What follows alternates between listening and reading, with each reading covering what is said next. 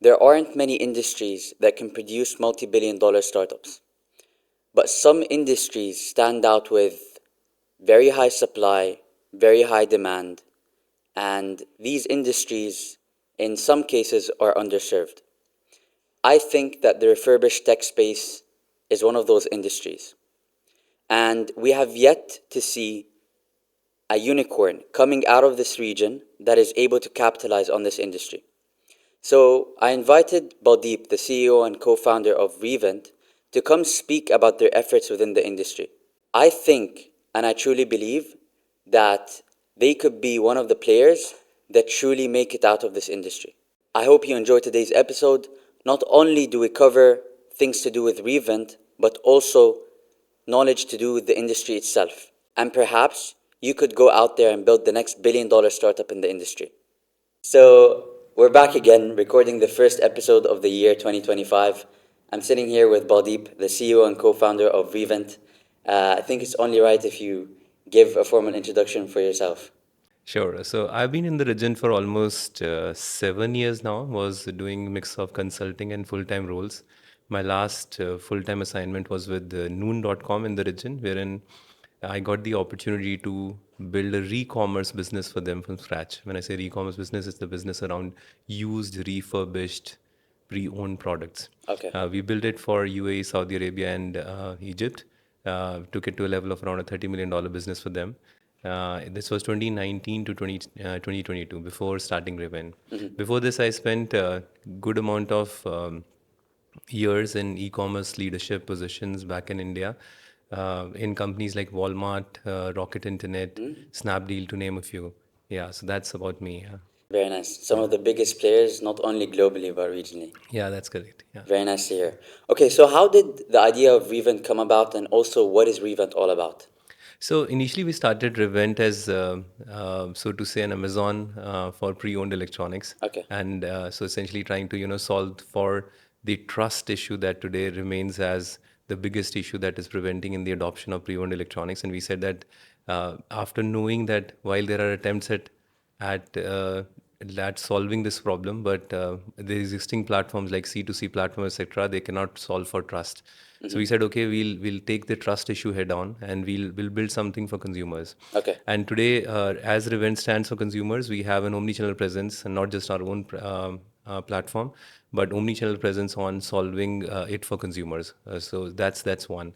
And in the last year or so, we have also started a positioning for businesses, wherein we are offering these pre-owned electronic devices to businesses, essentially SMEs in the region, on flexible monthly subscriptions.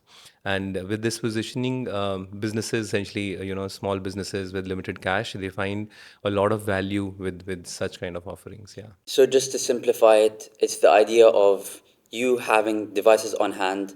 These businesses, instead of having to buy new devices, they can just rent them out for you from you for a small subscription fee. Yeah, that's And correct. then when they need to replace it, you have inventory to replace it in order to keep them with the newest devices Yeah, that's in the correct. market. Yeah. Very So nice. so the circularity of the device is completely borne by us. Okay. Yeah, and so the business don't need to care about what will happen if they stop using the device. They can just give it to back after the tenure gets over, and we'll take care of the complete thing. Yeah, Makes sense. and Okay. even when they're using it, the maintenance and quality support, the entire service support is also our responsibility. Yeah, Even the IT. yeah. Very That's correct. interesting. Yeah, that's And correct. you found that this was a very, very big value add when it came to SMEs, I'm assuming. Absolutely, Okay. absolutely.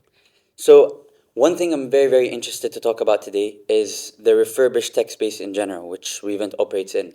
I think a lot of people think about what's new. Like innovation is all about what's new, but not a lot of people think about building businesses about what's old, right? So this is where it becomes very interesting about how, the next unicorn could come from such an industry. So my first question to you is, like, from your experience in re-commerce, building in Noon, when was that like aha moment when you were like, this is the industry that for sure can produce the next billion-dollar company? Okay, there were multiple aha moments. Maybe I'll recollect one or two of them. So when we were building the story at noon.com, I remember we interviewed close to around 1,000 online shoppers, Wow. just trying to understand what is it that is preventing them to buy pre-owned products. So we used to list pre-owned products at noon.com. These products used to show up, and people used to show views on those products but don't buy. Hmm. And then we went deeper into understanding what's the reason they're not buying. While obviously with many people are buying it because Noon was offering the promise of warranty backed by Noon's brand name, Right. etc. But many people are not buying it, and the entire thing kind of zeroed down on almost. Almost 71% people saying that they can buy provided they trust the source from where it is coming from, Okay. because Noon, most of the listings were, when we had a marketplace in place, most of the listings from some random sellers here where they've Okay. not known the name. And around 20-21% people said that they will buy if they're promised an after service care. That means, again, that's also related to trust. I mean, people have questions around what happens if I buy a phone today and tomorrow it stops working. Right. What happens that I mean, who will take care of this? I mean, well, like I can buy a same phone from, let's say, C2C platforms like Dubizzle, etc. But once the transaction is done, and in case something goes wrong with the phone, whom I should be going to, Right. so that particular gap was there, and that gap largely translates into an issue of trust, which was preventing the adoption of pre-owned devices. So we said that okay, we'll take this head on, and that was the aha moment, so to say, the first aha moment, wherein we said that okay, there is enough and more demand that needs to be met, provided we solve for the trust issue. Okay. And a lot of ecosystem enablement was happening all across the globe, wherein Europe taking the lead, into building unicorns in this space, back market being one. That was also a good, push for us to kind of create something in the MENA region, after having seen the demand firsthand while executing Yep. it at Noon. So that was one. Second, while when we started this, one of the things that as I said, right, we wanted to build an Amazon kind of positioning, wherein thinking that our platform stays as the only brand that we carry. So then the entire playbook is that you kind of spend on Facebook, Instagram, you invite users only to your platform, thinking that the platform is the only brand that you carry, Hmm. and you get across that playbook. But we very soon realized that because it's a smaller region, and our expertise largely lie into going to where the customer is, we quickly kind of changed our approach into, instead of thinking just our platform as the only brand that we carry, we started thinking that the box of Revent, which carries consistently carries a high quality pre-owned device, is the brand that we carry, and can we not distribute this box across multiple channels, Okay. and that's what we started doing, and that's when the unit economics started looking much more encouraging. I mean, who today builds a consumer business that becomes net profitable business in just 2 years, and the entire thing becomes, started becoming, a lot more meaningful for us also, and meaningful for many stakeholders that were, betting on Revent. Yeah. Very interesting. So I want you to speak more about that difference in model and the switch. Maybe just provide more clarity for people. I think that would be like quite insightful. Yeah, so what we're saying is that while a positioning as a marketplace positioning still stands, which Okay. is a B2C positioning, unlike a C2C positioning like the Bizzle, Okay. but we also adopted an approach around B2B2C. That means, let's say if today there is some demand on pre-owned electronics at multiple online or offline players, Okay. we will kind of become a seller there and start selling these products, so Okay. it's like, go where the consumer is today. And large part of the sales today of pre-owned electronics, almost I would say 90% of that happens long tail offline sales, but it is happening across those retail stores, right, wherein customer the footfall gets converted Right. into a pre-owned sale. People are actually coming in looking for pre-owned, but what's happening in those offline stores, I mean, you get those China imported stuff being sold on, let's say, a 7 to 3 months warranty, wherein Yeah. you're not even sure whether I mean, you'll really get the warranty support when you really need it. So we wanted to kind of just change all of that. We say that okay, the footfall is already there. Can we not place our Revent product there? Can we not have a consistent high quality product which people can take, and leave all the rest in terms of their questions on what if it doesn't work. and how trustworthy the seller is, etc. To completely to us, so that was the idea. And build a brand in the secondary market and not in the primary market, which is, I think, is very Yeah, and interesting. Okay, that's yeah. very, very interesting.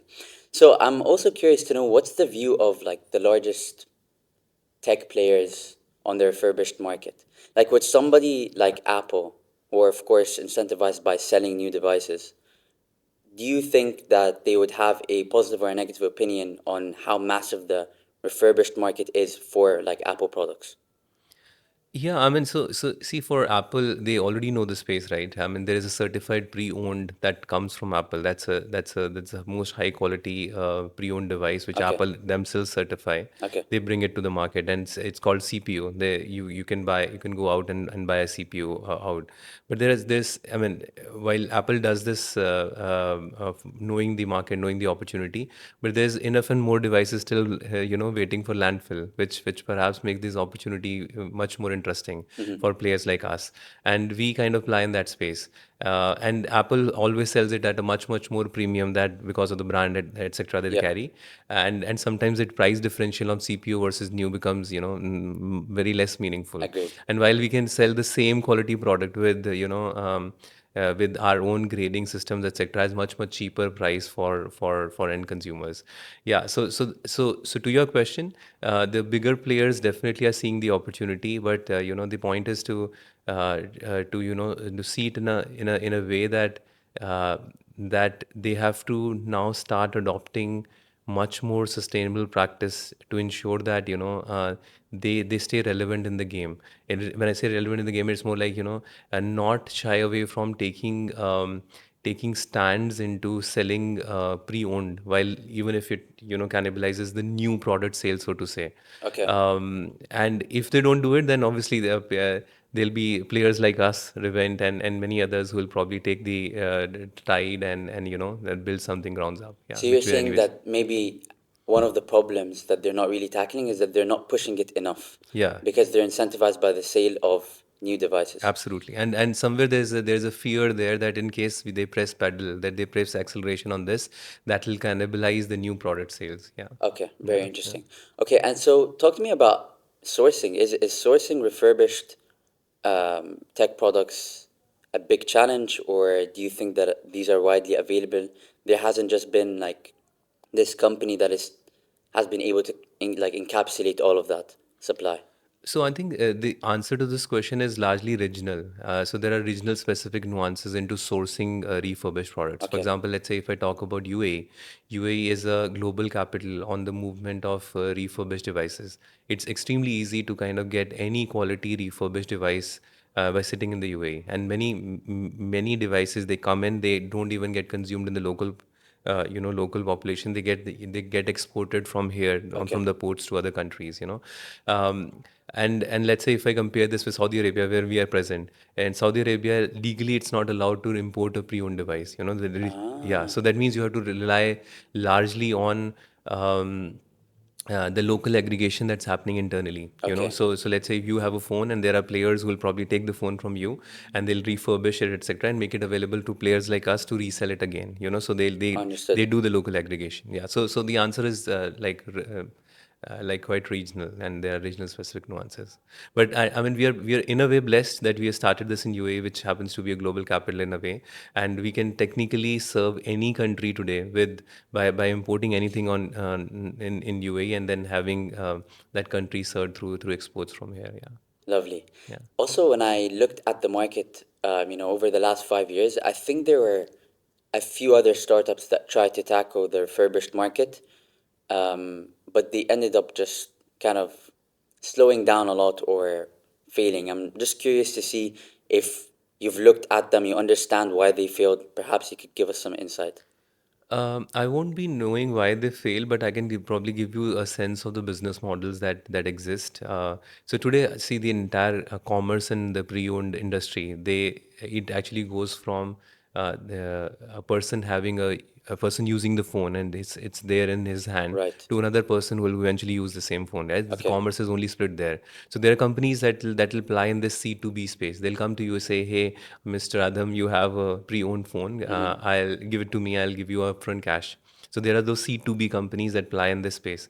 And there are C2B, So this is and like me as a customer. I own the phone and I go sell it to a business. do to sell it to a business and Okay, get an upfront cash, understood. and then they'll collect all these devices. They do all the local aggregation, and they will do minor refurbishment if that's required, and make it available for companies like us, a company like us, which sell to consumers. We are Okay, B2C companies, right? So C2B is one, B2C is another, and there are okay. certain C2C companies also like Dubizzle. That is also, I mean, that's been there This is for a just while like me buying from from another another person. another There's no customer, and intermediary.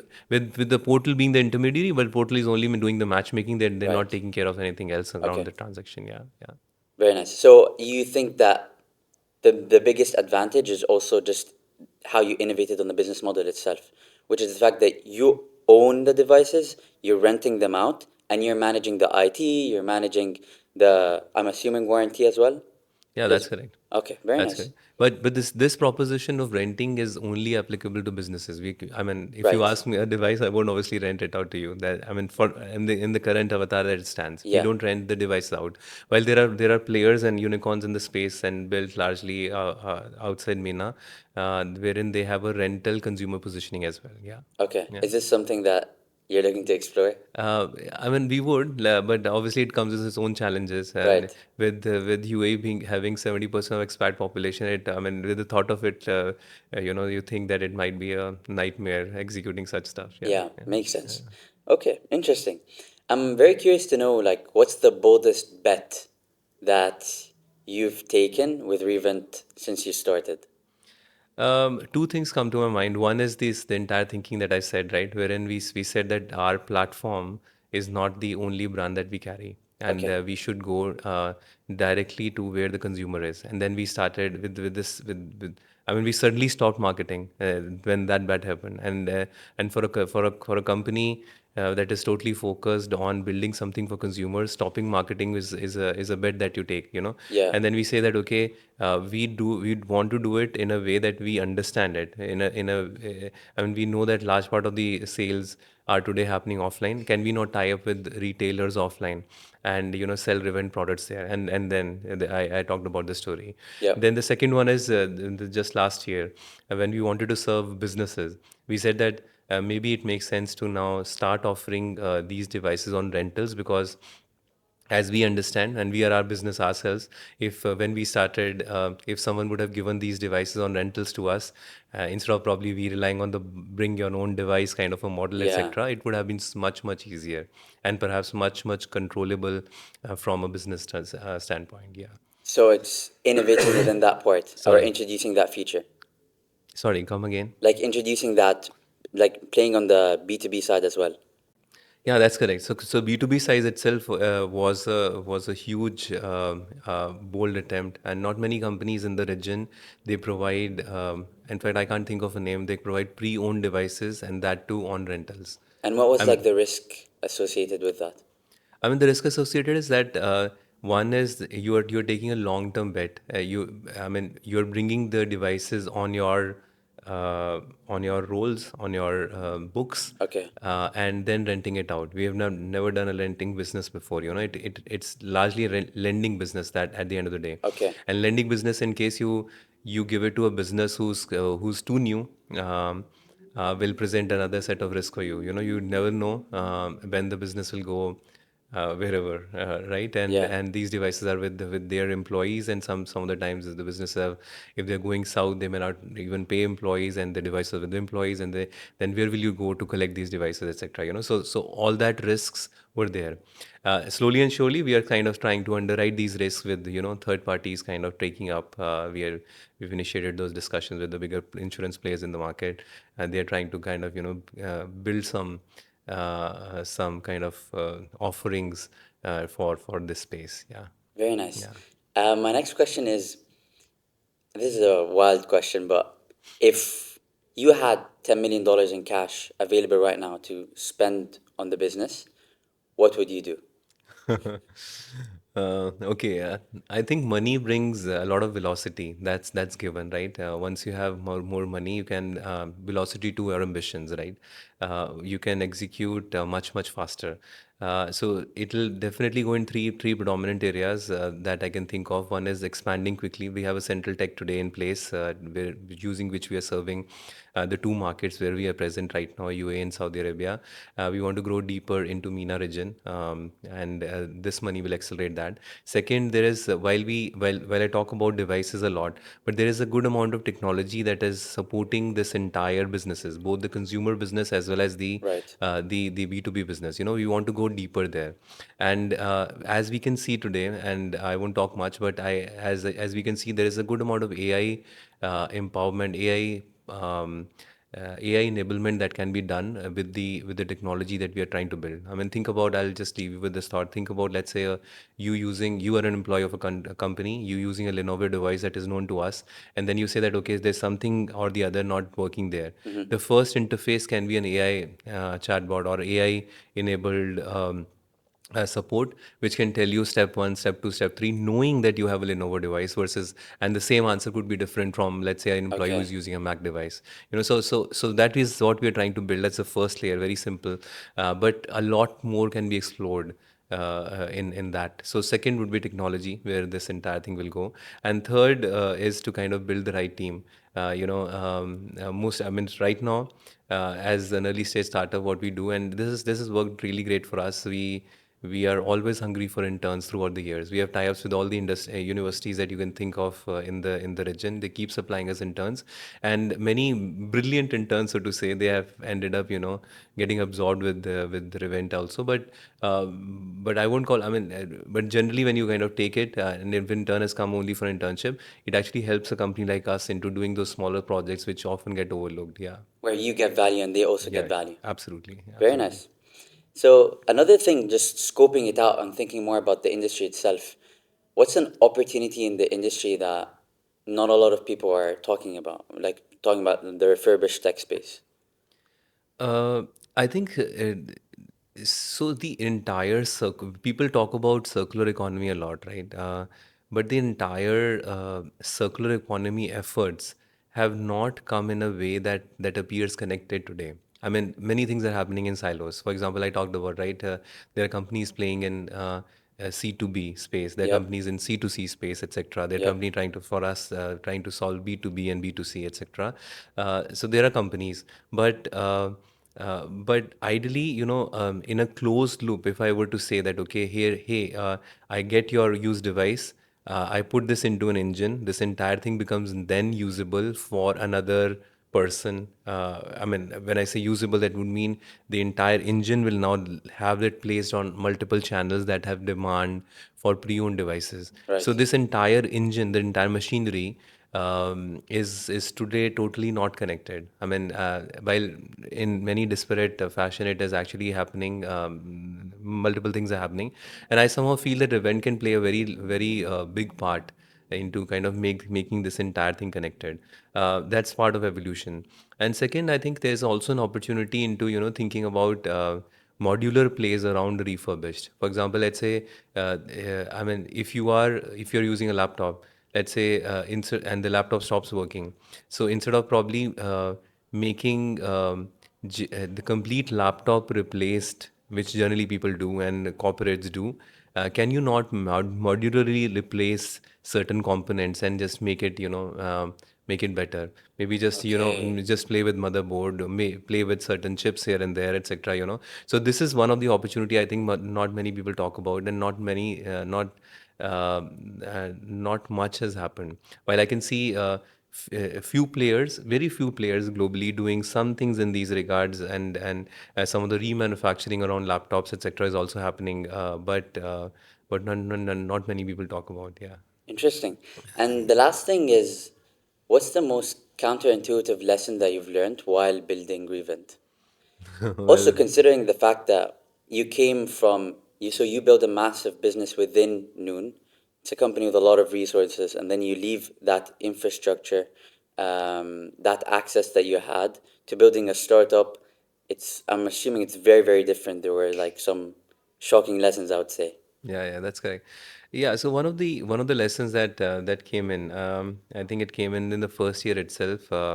is that sometimes you need to slow down to speed up, which is very counterintuitive. Okay. Um, I mean, uh, the world out there largely will expect you to kind of, just be at it, try to show, 20%, 30% month on month, etc., which we were doing Just with a growth, lower growth, base, yeah, growth, growth, growth. growth, growth, the entire mindset. But the growth at all costs, comes at you cutting certain corners also here and there, Okay. and you not fundamentally building businesses also. So sometimes, and this realization came after first year for us, when then we said that okay, we want to build this in a more sustainable way. We are Okay. anyways in a sustainable economy thing. I mean, we don't want to kind of just end up in a herd kind of mentality, trying to build the way multiple people are trying to do this. Makes sense. So we slowed down. And we slowed down in a way that while we were not growing as much as anyone would expect to grow, well, we were growing, but we were growing a lot profitably. And today I'm happy to say, and very, very proud to say today, sitting with you, that we are one amongst those very few companies that you would find in pre-owned electronics space that have become unit level profitable so early. And our consumer business is completely profitable. Yeah. So that is a change of mindset, and that has only come in with this realization that we need to slow down. Yeah. I'm assuming your investors are. What's the view of your investors on that approach? Yeah, I mean, some like it, some don't. That's the thing. And there's nothing wrong with that, because they are viewing it in a very different perspective than we, right? So when we go out and meet some VCs who will only want, let's say, 40%, 50% month on growth, they Yeah. may not like it. But there are people who have invested in certain models like us, who know the pre-owned space, who know what this space can give to multiple stakeholders, and how big the opportunity is. They understand us. I mean, when I'm saying this, I'm not I'm building a point against growth. Obviously, you need to Of grow. course. Yeah, I'm not, but I'm saying that you need to be mindful of building a sustainable And business. there are Yeah, different ways to grow. There is no right or wrong answer. It just depends on absolutely, the industry, depends on the situation, the environment, absolutely, etc. absolutely, absolutely. Awesome. Yeah. I think we can wrap up the episode here. Very interesting industry. I hope you are the one that makes it to the $1 billion mark within this industry. And yeah, Inshallah. Thank you so much. inshallah. Thank you.